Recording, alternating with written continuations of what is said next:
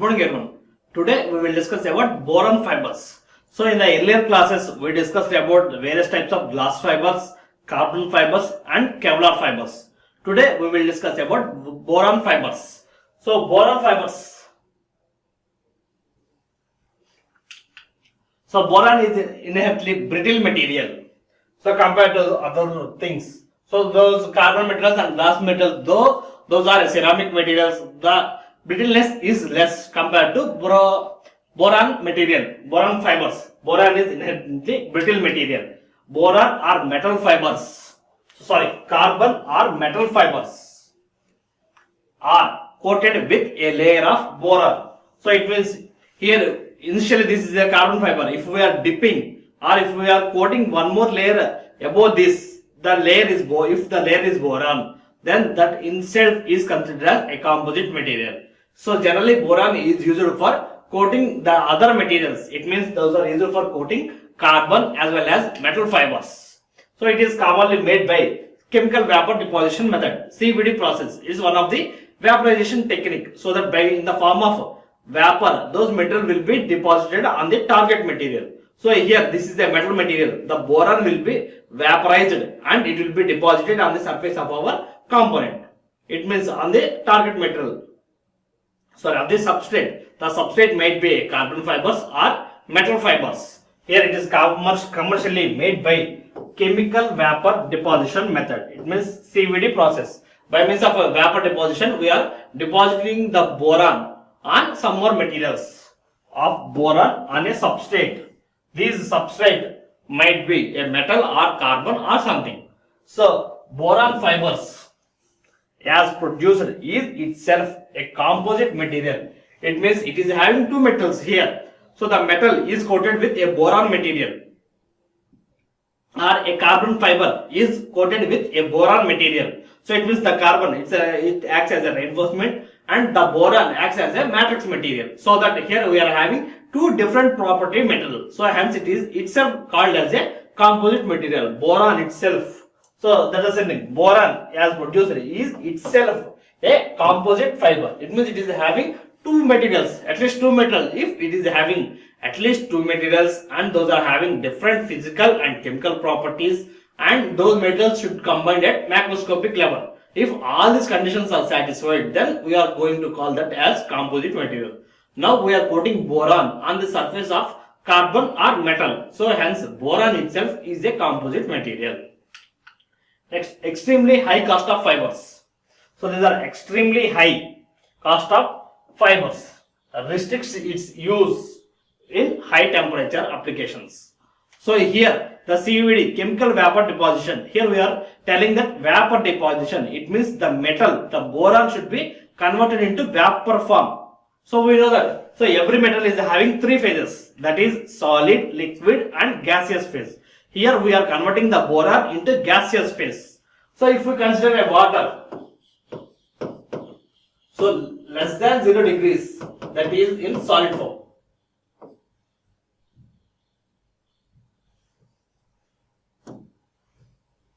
So less than 0 degrees, then that is in solid form. If it is 0 to 100, then it will be in liquid state.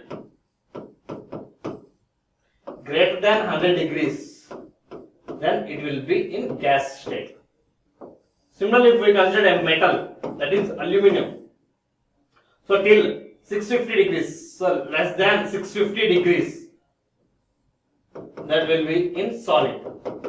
Again, so again less than 1000, that will be in liquid state. If it is greater than 1000, then it will be in gaseous state. Similarly, every metal will having three phases. Everything include mercury. So generally mercury is in the form of liquid state. But if we cool that material itself, then it will become solid. So every metal is having different phases. It means different melting points and solidification points. Here boron, here we are converting the boron into gaseous phase. It means it requires high temperature. So if we are heating the material to a elevated temperature so that the boron is converting into gas. So as well as here it is, we are increasing the temperature. So the same temperature should be withstand by the reinforcement material also. So both the materials should have high melting temperatures, high withstand temperatures. So if those are having high temperatures and the process itself is doing or conducting at elevated temperatures, hence the processing cost will be high. So due to its cost, so extremely high cost.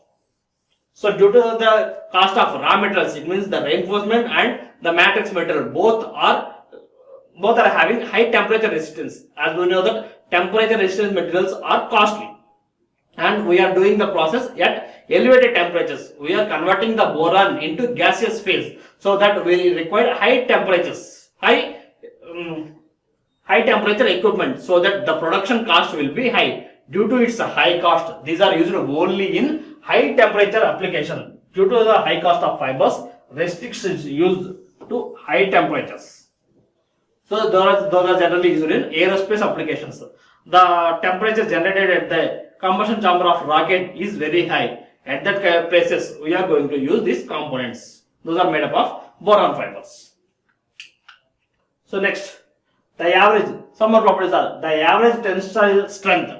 So the average tensile strength of boron fibers is 3 to 4 GPa. Is 3 to 4 GPa. Whereas the Young's modulus of these are between 380 to 400 GPa. The property of boron. Next one. So boron has a density of 2.34 grams per centimeters.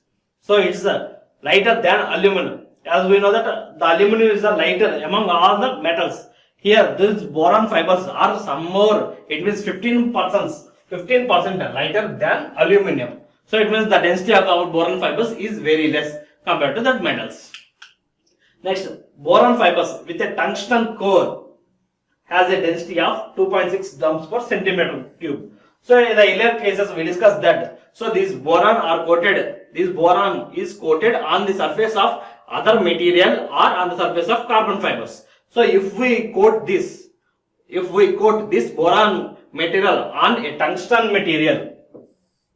Now, if we are coating on the tungsten material, that tungsten acts as a core. It means the inside part, boron fiber with a tungsten core. It means the boron is outside material and the inside material is tungsten. So then the tungsten is acting as a core.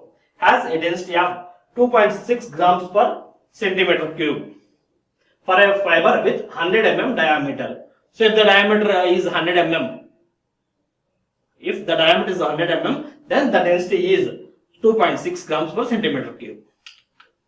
Next one, its melting temperature is 2040 degrees centigrade. So generally the melting temperature of aluminum is 650 degrees. So whereas here we are around, the steel is 1300 degrees centigrade. So here we are melting this boron at a temperature 2040 degrees. It means almost 2000 degrees centigrade. So it means we are rising a high temperature. So that the cost of our furnaces or the equipment is also high. So its melting point is 2040 degrees centigrade. Next, the thermal expansion or thermal coefficient. The thermal expansion coefficient is 8.3. So whereas the coefficient of thermal expansion of carbon is 0. It means it will not expand anything with respect to temperature, whereas this will expand. So now we will discuss about the comparison properties of various fibers. So we are comparing the specific modulus with respect to its specific strength. So generally the weight of the polymers is very less and the strength is also very less. Whereas the metals are having some more denser and the strength is similar to the. Similarly, if we compare the fibers. So today or in this session, in this chapter we discussed about Kevlar fibers, glass fibers, carbon fibers, boron fibers, and this is one more glass fiber. So these are the various fibers. Those are commonly used as reinforcement materials. So if we compare the properties with the metals, these are having high properties. The property of polymers is very less. Compared to metals, these are having high than polymers. If we compare these fibers, these are having high properties than these metals. So these are highly preferable for reinforcement materials. So as we know that the cost of the glass fibers are less, as well as these are having low strength also. The specific strength is also low compared to Kevlar fibers. So the cost of the fibers, it means the density is also less, and these are producing less strength. So comparatively, Kevlar is having high strength. This is the schematic of various fibers, the property comparison of various fibers.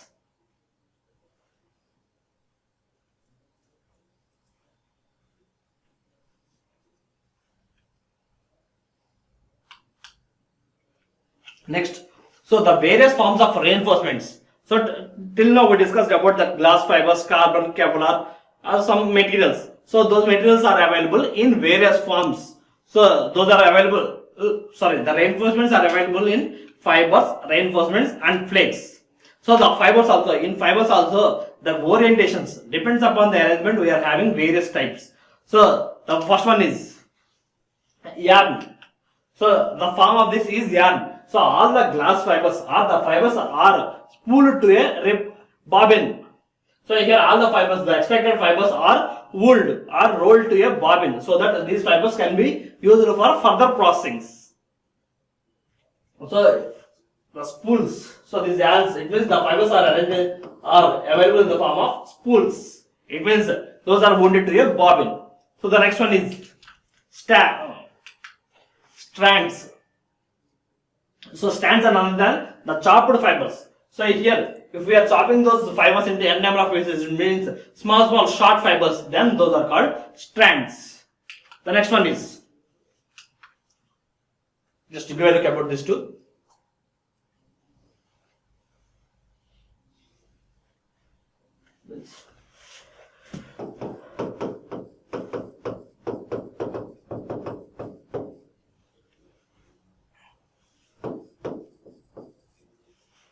Discontinuous form. The next one is rovings. So here you see the various fibers. These fibers are arranged in a spool. So these fibers are arranged irregularly on a mat, as a mat. So that if the fibers are irregular, here the fibers are not oriented in a single direction. It means those are irregular. So then those are called rovings. If those all are arranged in a particular pattern, then those are called woven fabrics. Woven in the sense allical. So those are randomly in a particular direction, in a particular orientation. These all the fibers are arranged and prepared as a mat. So if we observe our cloth or napkins, you can clearly observe the fibers. One is in a vertical direction and one more in a horizontal direction. One in vertical and one more in a horizontal. Zigzag way, all the fibers will be arranged. So similarly, if all the glass fibers are arranged in a particular fashion, then those are called woven fabrics. So here we are using the same fibers which are available in the form of yarns. So here these spools are used for producing these type of components. So here these are in irregular pattern. The orientation of fibers is not uniform. It means randomly those all are distributed. Whereas here all the fibers are arranged in a particular pattern. So here if you observe that is having 0 degrees and 90 degrees, different orientation. So it means these are having good properties at 0 and 90 degrees. Apart from it is having a different property. Here the property will be anisotropic. It means the property in one direction will not be same in the other direction. Why? Because the fibers are arranged in a zigzag way. It means in a random way. So this is the woven one. Neat arranged. The next one is plain woven fabric. If the fabric is arranged one after the other, one fabric is on the top, bottom is arranged one after the other, then those are called plain woven fabric. So if we observe at any portion, the fiber will be moving zigzagly. Randomly, it means on the top of the fiber and bottom of the fiber. Again top of the fiber, bottom, top, bottom, like that alternately it is arranging. So if the arrangement is like this, then that is called as plain woven fiber. One more is twill. So here if you observe, the fiber is mounted above the two horizontal fibers. So this is a vertical fiber. It is moving on the top of two, again bottom of the two, again top of the two fibers. So alternately two fibers. So here two fibers on the top of the surface, two bottom, again two top, again two bottom. So again next one is again two top, two bottom, two top, similarly like this. So alternate pattern. So this one, if it is having, if the two layers, so if the fiber is attacking one after the other, then that is called plain one, and if it is skipping the two fibers at a time, then that is called twill woven. Just look about these things.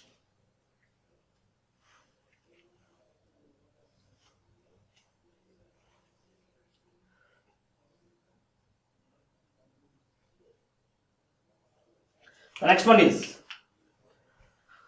satin woven fibers. Here all the fibers will be skipped for 2 2 2. So 2 fibers on the top and 2 on the bottom. Again 2 on the top and 2 on the bottom. 2 fibers together moving in the same pattern.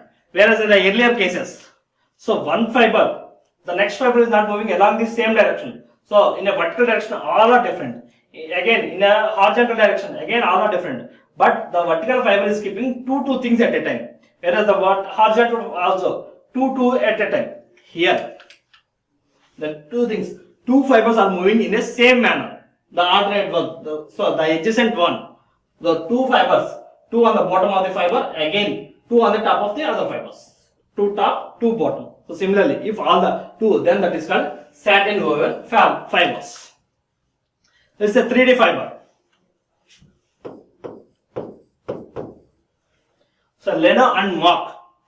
So 3D fiber. So here if we see the three fibers, so the same fiber, the vertical fiber is wounded with a bottom of the surface and one more on the top of the surface. So here only one fiber, either on the top or bottom. Here two fibers, one is at the bottom of the fiber and one is on the top of the fiber. So this arrangement is called lino and mock lino fabrics.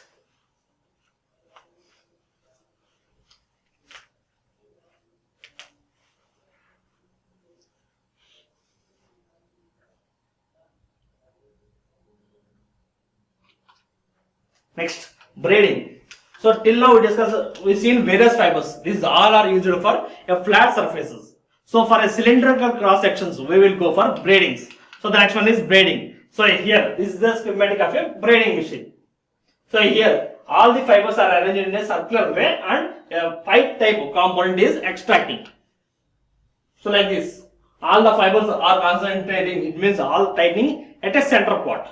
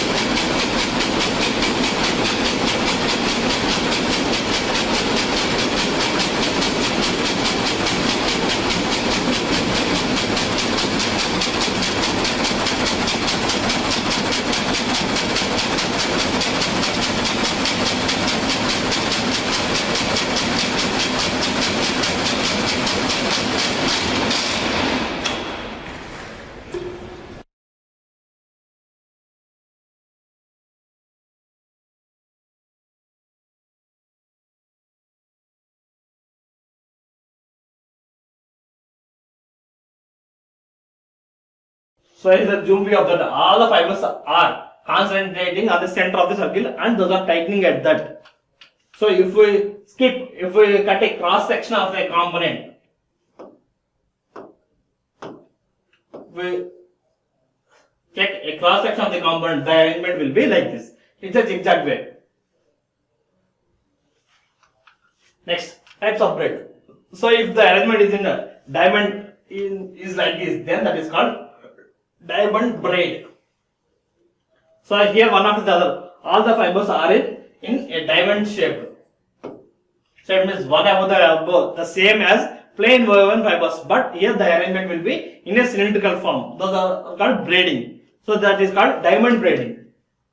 So this is the regular braid. So it means two fibers again on the bottom of the two fibers together. Then that is called regular braid.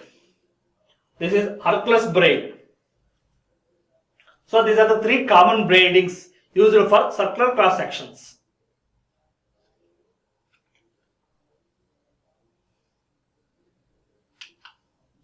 Next, complex fabrics, triaxial usually. So here we use three fabrics. So this is one, this is the second one, and three different fibers are indicated with three colors. So green, yellow, and blue colors. So here we use three fabrics. So the orientation of these fibers are minus 60 degrees, 0, and plus 60 degrees. So here we are arranging three fibers and we are preparing a mat. So in the earlier cases, we used only two things, two fibers. One will be in a horizontal or in vertical, or depends upon the application. Various orientations can also be possible. The earlier plain woven fabrics, so there it is, the arrangement is 0 and 90 degrees. So that's not mandatory. So we can go for various angles. So here if we are using three fibers and the arrangement will be like this, then those are called triaxial fabrics. Next, 3D woven fabrics. So this is the one.